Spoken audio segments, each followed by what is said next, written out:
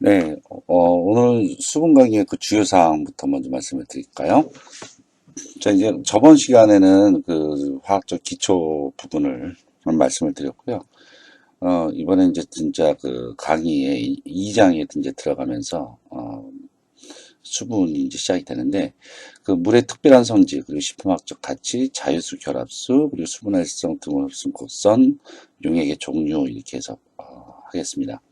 먼저 식품 중에 수분의 의의는 여러분이 아무리 생각해도 뭐 그렇게 어려운 것은 아닙니다. 그런데 이것을 갖다 좀 분류를 하자 보면은 화학적 의의, 리액턴트로서 작용을 한다. 리액턴트는 다른 말로 반응 물질이죠.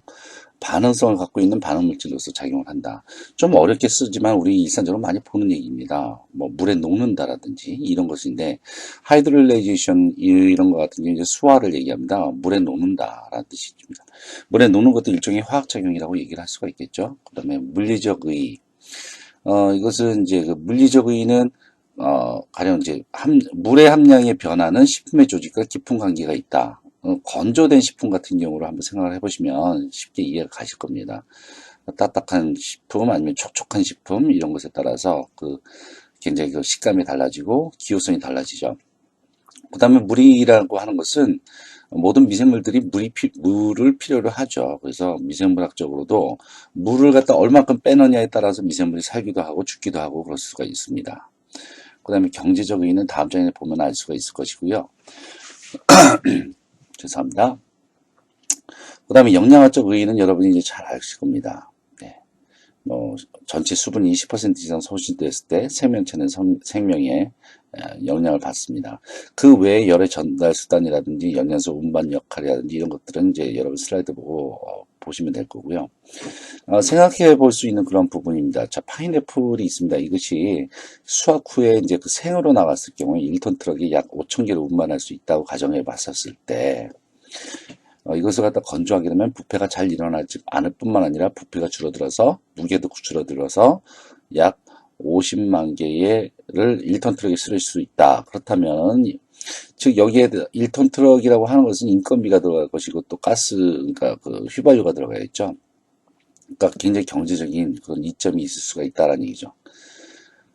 뭐, 이 외에 이제 수분이 들어가게 됐을 경우에는 수분이 많이 들어가 있는 과실류는 건조하거나 당으로 해서 뭐, 이제 뭐, 할 수 있다. 뭐, 이런 것들은 이제 여러분이 한번 보시고요. 자, 이제 물의 구조에 들어가 있습니다. 물의 구조는 이제 그 물에 대해서 이해를 하는 데서 가장 중요한 부분입니다.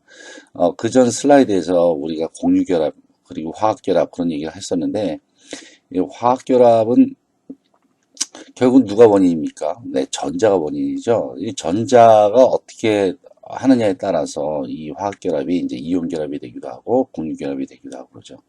자, 물 같은 경우에는 물과 산소와 수소 사이에는 공유결합입니다. 그렇죠? 수소의 전자 하나와 산소의 전자 하나. 그래서 그 결합이 하나씩 만들어서 결합이 두 개.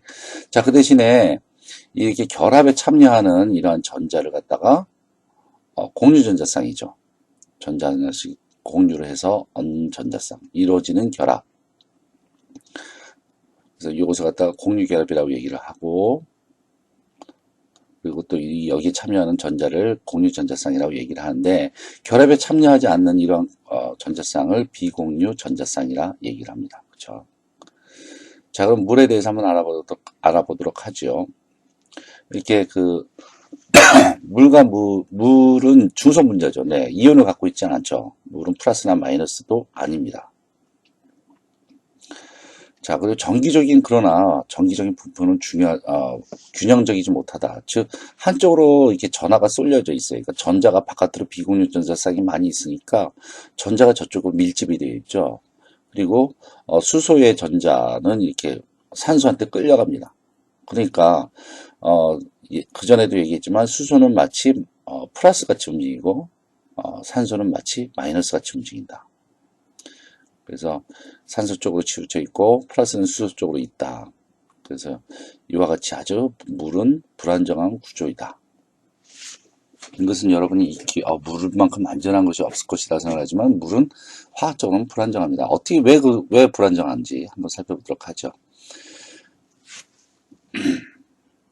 자, 여기 보시면, 스페리컬리, 시메트릭하고, 스페리컬리 아시메트릭한 그런 구조다. 그래서 이 시메트릭하고, 그 다음에 아시메트릭하다는 얘기는 대칭이다, 비대칭이라는 뜻인데요. 저렇게 화합물이 양쪽으로 어떤 화합물과 힘적으로 이렇게 균형을 갖고 있다. 그러면 얘들은 대칭 구조이다. 그래서 얘들은 반응을 잘 안 해요. 그러나 물과 같이 한쪽으로 이렇게 반응물들이 붙여져 있어. 그러니까 이렇게 화합물들이 붙어져 있어. 그러면은 얘들이 전자가 한쪽 쏠림에 의해서 얘들은 굉장히 불안한 구조인데 이걸 갖다 비극성 구조라고 얘기를 해요. 이러한 구조 때문에 물은 용매의 역할을 하게 되는 건데, 여기에서 이제 좀 어려운 그러한 슬라이드입니다. 용매의 역할이라고 하는 것은 용질을 녹인다는 것이죠. 여기에는 그 유전 항수가 얼마이냐에 따라서 얘들이 용매의 역할을 잘 하느냐 못하느냐를 얘기를 할 수가 있는데, 물의 그 유전 항수를 보시게 되면 물의 유전 항수는 78.54로 굉장히 높아요. 뭐 숫자까지 외울 필요는 없어요. 유전 항수가 높다는 얘기는 어떤 의미가 있는지 다음 슬라이드에서 보시게 되면, 여기 보면 NA하고 CL이 붙어 있죠. 이 두 화물이 이온 결합으로 붙어 있어요. 자, NA하고 CL이 떨어지는 힘, 이것은 F라고 친다 그러면 여기 분모에 들어가는 E자가 뒤집어진 모습, 이것을 갖다 엡실론이라고 얘기를 하는데, 엡실론이 커지게 되면 F는 어떻게 될까요? 자, 지금 한번 예를 보죠. 자, F1은 1 곱하기 뭐뭐분의 뭐뭐다. 그리고 F2는 3 곱하기 뭐뭐분의 뭐뭐다. 그러면 밑에 분모의 숫자가 커지면 커질수록 그 F가 작아지게 되겠죠. 그래서 엡실론이 커지면 F는 작아지죠. 이 엡실론이 바로 뭐냐면 유전 항수예요. 그래서 물의 유전 항수는 매우 크다. 이런 얘기는 NA하고 CA가 같이 두 개의 물질이 서로 이온 결합을 하고 있는 그 이온 결합을 해서 잡아당기는 힘을 갖다 떨어뜨릴 수가 있어요. 쉽게 떨어뜨릴 수가 있다는 얘기죠. 그래서 엡실론이 크면 두 개의 물질, 분자 간의 그 물질들이 쉽게 녹을 수가 있다라는 얘기예요. 그래서 유전 항수 값이 커질수록 물질이 서로 잘 떨어지게 만들 수가 있다. 용매로서의 역할을 할 수가 있다라는 뜻입니다.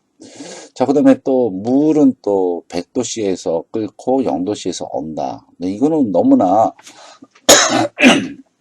자명한 사실이죠. 굉장히 뭐 그렇게 특별한 사항이 아닐 것 같은데, 그러면 이것이 진짜 특별한 성질인지 아닌지를 한번 살펴보도록 하죠. 자, 여기서 표에서 MW라고 된 것은 분자량이라는 뜻입니다. 무엇의 약자냐면 molecular weight라는 것의 약자입니다. 그래서 MW라고 쓰고요. 그 다음에 여기에 또 MP가 있죠. MP는 melting point예요. 그래서 이것은 어는 점 혹은 녹는 점, 그렇게 얘기를 합니다. 자, 그 다음에 BP는 boiling point, boiling 뭐예요? 끓는다는 얘기죠. 끓는 점, 그렇게 얘기를 합니다. 자, 그러면은 분자량이 서로 비슷한 물질들을 갖다가 이렇게 표 안에다 집어넣고 얘네들이 과연 멜팅 포인트하고 보일링 포인트 비교해 보면은 물하고 봤을 때 굉장히 차이가 나죠. 물은 굉장히 높은 온도에서 얼고 높은 온도에서 끓는다. 누구하고 비교해 보면 비슷한 분자량을 비교해 보면, 그러니까 다른 분자들은 굉장히 낮은 온도에서도 쉽게 끓고 쉽게 기화가 되죠. 그래서 상온에는 그 기체이지만 물 같은 경우는 상온의 액체죠. 그래서 비슷한 다른 분자에 비해서 굉장히 높고 굉장히 높은 온도에서 끓고 얼고 그런다는 얘기죠.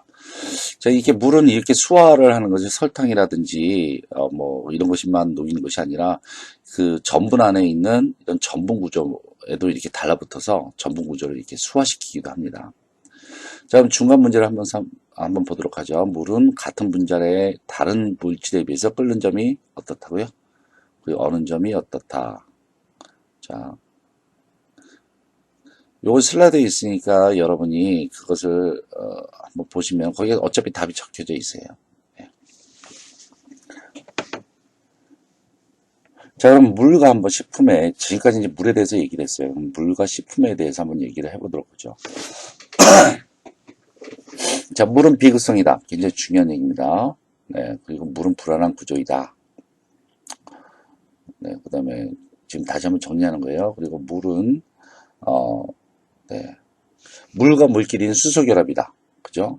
그렇지만 물 안에서 산소와 수소는 무슨 결합이라고? 네, 공유 결합이에요. 자, 그 다음에 높은 끓는 점을 갖고 있고 높은 어는 점을 갖고 있다. 그리고 높은 유전 항수를 갖고 있기 때문에 용매로서의 역할을 할 수가 있다. 저 결합 부분에서 여러분 자주 헷갈리는데 그러지 마세요. 자, 그러면 결합수하고 자유수 한번 들어가 보도록 하죠. 결합수라고 하는 것은 보통 물하고 달라요. 마치 세포 안에 어떤 물질 안에 결합이 된 듯한 그러한 물을 갖다가 결합수라고 그러고, 자유수는 보통 우리가 알고 있는 자유수예요. 그럼 미생물이 이용하는 물은 자유수예요. 꼭 외우십시오. 자, 그러면 즉 물이 많다라는 얘기는 미생물이 많이 살 수가 있다라는 얘기인데, 왜 잼은 촉촉한데도 수분이 많은 것 같이 보이는데도 왜 저장을 오래 할 수가 있을까? 여기에 대해서 한번 생각을 해보도록 하시죠.